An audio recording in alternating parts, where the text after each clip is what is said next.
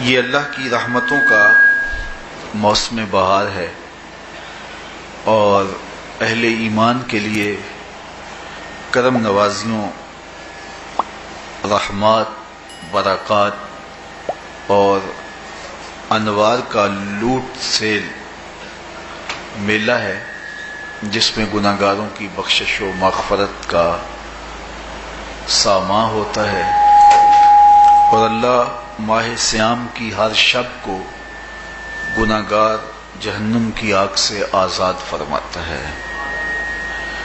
یہ بابرکت مہینہ اپنے دامن میں اتنی برکتیں لیے ہوئے جلوہ گر ہوتا ہے کہ رسول کریم صلی اللہ علیہ وآلہ وسلم نے ارشاد فرمایا، اگر لوگوں کو پتہ چل جائے کہ رمضان میں کیا ہے تو وہ آرزو کریں کہ پورا سال ہی رمضان رہے۔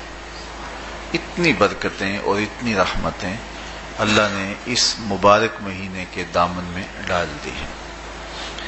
میں نے جو آپ کے سامنے آیت کریمہ تلاوت کی ہے، اس میں بھی اس مفہوم کو بیان فرمایا گیا کہ اے ایمان والو، تمہارے اوپر روزے فرض کیے گئے ہیں جس طرح تم سے پہلوں پہ فرض کیے گئے تھے۔ یا ایھا الذین آمنوا کتب علیکم الصیام کما کتب علی الذین من قبلکم۔ کیوں فرض کیے گئے؟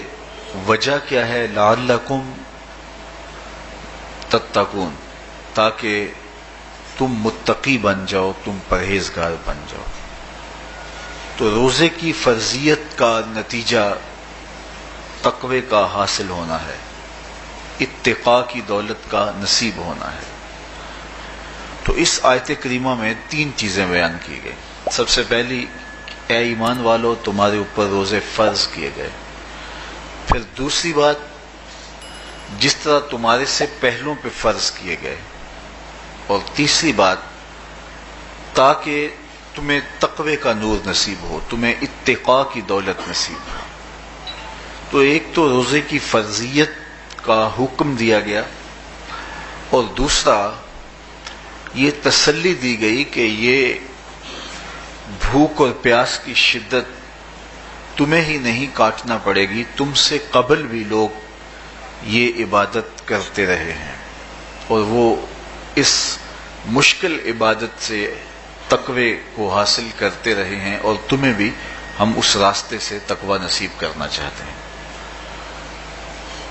علامہ حقی علیہ رحمہ نے لکھا ہے کہ ملک تحمور الثالث، یہ حضرت آدم علیہ السلام کی اولاد سے تیسرا بادشاہ گزرا ہے، اس کے زمانے میں قحط پڑ گیا تھا، تو اس نے اپنی قوم کو یہ حکم دیا کہ ایک وقت کا کھانا آپ کھا لیں اور ایک وقت کا کھانا بچائیں اور وہ قحط زدہ علاقوں میں بھیجیں۔